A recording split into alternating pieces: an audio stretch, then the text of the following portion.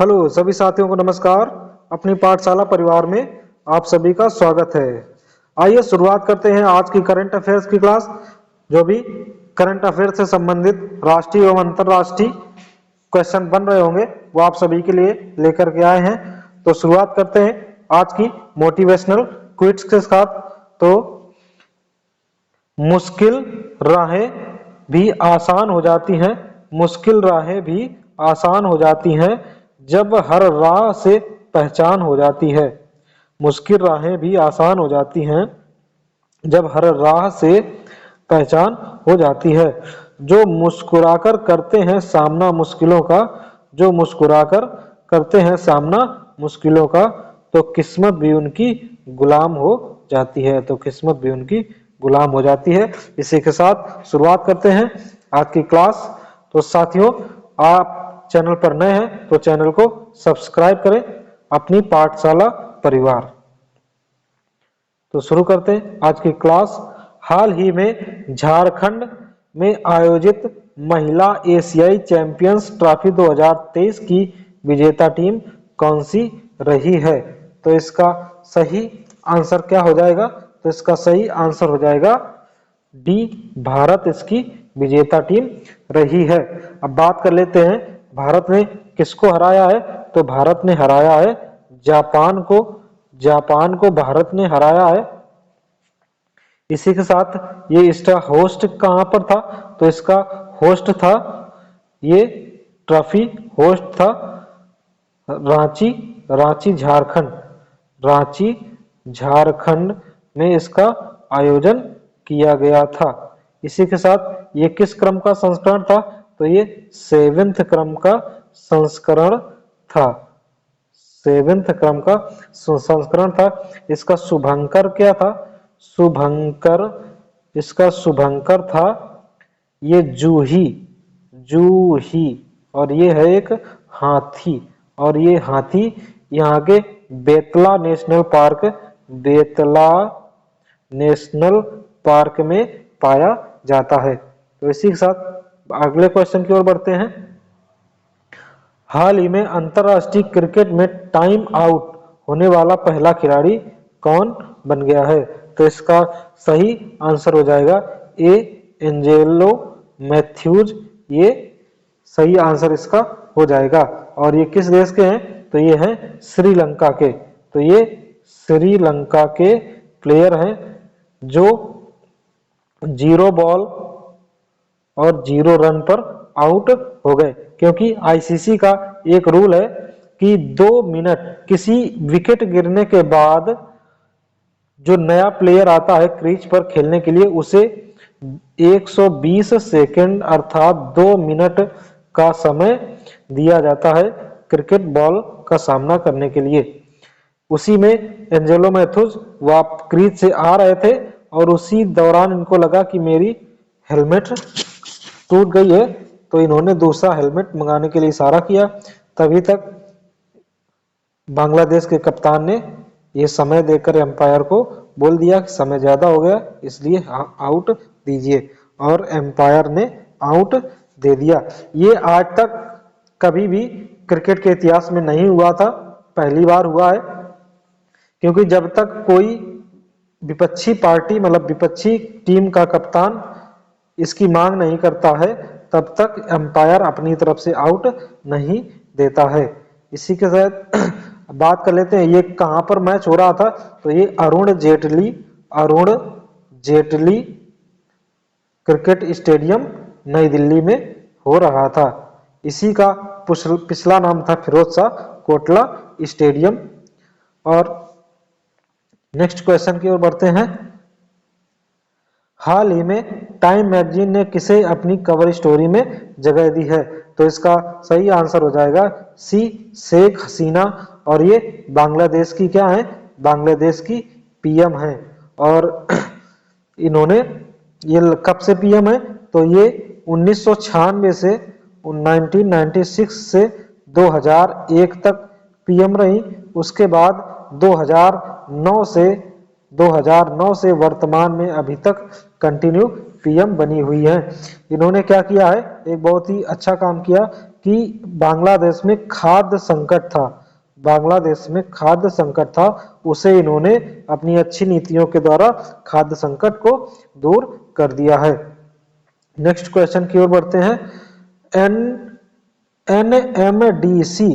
NMDC limited ने किस देश में अपनी पहली सोने की खान प्रारंभ की है?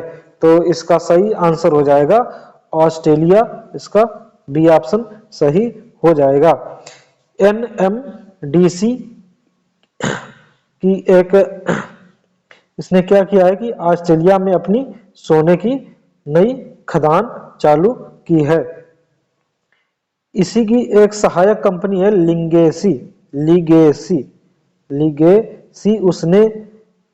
लिगेसी कंपनी, उसने यह कार्य शुरू किया हुआ है। और एनएमडीसी का फुल फॉर्म है national mineral development corporation, national mineral development corporation इसका फुल फॉर्म हो जाएगा। और ये इस्पात मंत्रालय के अधीन आता है। एनएमडीसी इस्पात मंत्रालय के अधीन आता है। भारत में सर्वाधिक लौह उत्पादन यही कंपनी एनएमडीसी करती है। और इसकी एक हीरे की खान भी है भारत में, उसका संचालन भी यही करती है। तो ये खान कहाँ है? ये खान है पन्ना, मध्य प्रदेश में ये खान है। इसकी ब्रांड एम्बेसडर अगर बात करें तो ब्रांड एम्बेसडर इसकी कौन है? तो ब्रांड एम्बेसडर है निखत जरीन। हाल ही में इनको अपॉइंटमेंट किया गया है निखत जरीन। अगले प्रश्न की ओर बढ़ते हैं। हाल ही में एनटीपीसी आरईएल की पहली नवीकरणीय योजना दया पार पवन परियोजना कहाँ प्रारंभ हुई है? तो सबसे पहले देख लेते हैं नेशनल थर्मल पावर कारपोरेशन और एक आरईएल है। तो आरईएल का फुल फॉर्म हो जाएगा रिन्यूएबल एनर्जी लिमिटेड, इसका फुल फॉर्म हो जाएगा। और दया पार नवीकरणीय योजना ये पवन परियोजना है, कहाँ शुरू की गई है? तो इसका सही आंसर हो जाएगा सी, गुजरात में शुरू की गई है। और गुजरात के कहाँ पर? तो गुजरात के कच्छ में इसको शुरू किया गया है। और इस परियोजना की क्षमता कितनी है? तो ये 50 मेगावाट इसकी क्षमता है। अगले प्रश्न की ओर बढ़ते हैं। हाल ही में भारत के मुख्य सूचना आयुक्त के पद पर किसे नियुक्त किया गया है? तो इसका सही आंसर हो जाएगा ए, हीरालाल सामरिया को नियुक्त किया गया है। और इनको शपथ किसने दिलाई? तो शपथ दिलाई प्रेसिडेंट राष्ट्रपति द्रौपदी मुर्मू ने इनको शपथ दिलाई। इन्होंने किसका स्थान ग्रहण किया है? तो वाईके सिन्हा को इन्होंने रिप्लेस किया है। या वाईके सिन्हा का कार्यकाल खत्म हो गया था, उसके 1 महीने बाद इनकी नियुक्ति हुई है। अगर बात कर लेते हैं सीआईसी मुख्य सूचना आयुक्त की, तो इसकी स्थापना होती है 2005 में इसकी स्थापना होती है। और ये एक वैधानिक संस्था है और ये संवैधानिक संस्था नहीं है। इसके हेड कितने होते हैं? तो अध्यक्ष जो होता है वो होता है 1 और इसके सदस्य वो होते हैं 10। और इसकी नियुक्ति कौन करता है?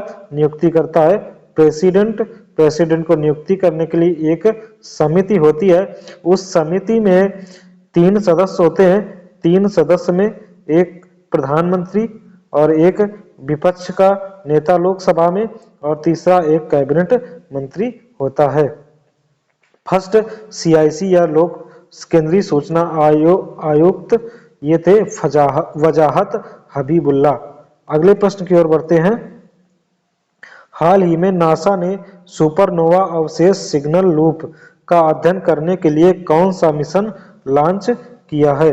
तो इसका सही आंसर हो जाएगा बी ऑप्शन, इसका सही इनफ्यूज मिशन लॉन्च किया हुआ है। और किसने लॉन्च किया है? तो लॉन्च करने वाला संस्था है नासा। नासा कहाँ की है? ये यूएसए अमेरिका की संस्था है। और ये कहाँ से लॉन्च किया है? तो इसको लॉन्च किया है न्यू मैक्सिको। न्यू मैक्सिको से इसको लॉन्च किया है। और अगर बात कर लेते हैं कि सुपरनोवा ये जो अवशेष है ये यहाँ से कितने, पृथ्वी से कितना किलोमीटर दूर है? तो ये 2600 किलोमीटर की तो बात छोड़ दीजिए, 2600 प्रकाश वर्ष दूर है। आप किलोमीटर में इसको निकाल सकते हैं। अच्छा, इसको देखा कैसे गया? तो हबल टेलीस्कोप से इसको देखा गया है। नेक्स्ट क्वेश्चन है, जल के लिए महिलाओं के लिए जल अभियान कौन लॉन्च करेगा? तो इसका सही आंसर हो जाएगा सी, आवास और शहरी मंत्रालय, ministry of housing and urban affairs इसको लॉन्च किया है। इसके तहत क्या होगा कि इसे जल दिवाली भी, इस अभियान को जल दिवाली भी नाम दिया गया है। और ये 7 से 9 नवंबर तक प्रोग्राम चालू किया जाएगा। इसका उद्देश्य क्या है? जल को स्वच्छ करना और उसका प्रचार प्रसार करने के लिए महिलाओं को प्रशिक्षण प्रदान किया जाएगा। और ये किस योजना के तहत इसको शुरू किया गया है? तो इसे अमृत योजना और राष्ट्रीय शहरी आजीविका मिशन के अंतर्गत इसको शुरू किया गया है। तो अगले प्रश्न की ओर बढ़ते हैं। हाल ही में भारतीय नौसेना के प्रोजेक्ट 15B के तहत कौन सा अंतिम युद्धपोत लॉन्च किया गया है? तो इसका सही आंसर हो जाएगा डी, आईएनएस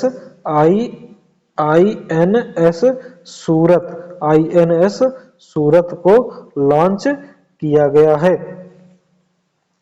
तो इसके तहत, इस प्रोजेक्ट के तहत, 15B प्रोजेक्ट के तहत 4 युद्धपोतों को लॉन्च करना था। तो ये अंतिम युद्धपोत था। और इसके पहले आईएनएस विशाखापत्तनम, इसमें सभी के नाम दिए गए हैं। आईएनएस, सब में आईएनएस आगे लगा लीजिएगा, आईएनएस विशाखापत्तनम। और ये देखो क्रम से भी दिए गए हैं, आईएनएस मोरमुगाओ और आईएनएस इम्फाल और आईएनएस सूरत, ये सभी क्रम से लिखे हुए हैं। और इनका निर्माण कहाँ हुआ? तो इनका निर्माण मझगांव डाक लिमिटेड में इनका निर्माण हुआ। इसी के साथ बढ़ते हैं अगले प्रश्न की ओर। और ये आज की क्लास का अंतिम प्रश्न होगा। हाल ही में फिडे ग्रैंड स्विस शतरंज प्रतियोगिता के महिला वर्ग का खिताब किसने जीता है? तो इसका सही आंसर क्या हो जाएगा? तो सही आंसर हो जाएगा आर वैशाली। ए ऑप्शन इसका सही हो जाएगा। ये फीमेल वर्ग में इन्होंने जीता हुआ है। और अगर बात करें आर वैशाली हैं कौन? तो आर वैशाली अभी जो इनके भाई आर प्रज्ञानंद की ये बहन है। और ये फर्स्ट महिला हैं, फर्स्ट भारतीय महिला हैं जिन्होंने ये अवार्ड जीता हुआ है। और इसका आयोजन कहाँ हो रहा है? इसका आयोजन यूके, यूनाइटेड किंगडम के डगलस द्वीप पर इसका आयोजन हो रहा है। अब बात कर लेते हैं मेल वर्ग में। तो मेल वर्ग में कौन जीता है? तो वो जीते हैं विदिश गुजराती मेल वर्ग में अवार्ड ये जीते हैं। और फीमेल वर्ग में आर वैशाली ने ये अवार्ड जीता है। साथियों, आशा करते हैं आपको मेरी मेहनत पसंद आ रही होगी। तो वीडियो को लाइक करें, चैनल पर नए हैं तो चैनल को सब्सक्राइब करें। मिलते हैं कल करंट अफेयर्स की क्लास में। तब तक आप सभी पढ़ते रहें, मस्त रहें, व्यस्त रहें। सभी इसी के साथ मिलते हैं, मुलाकात होती है कल। सभी साथियों को नमस्कार, जय हिंद।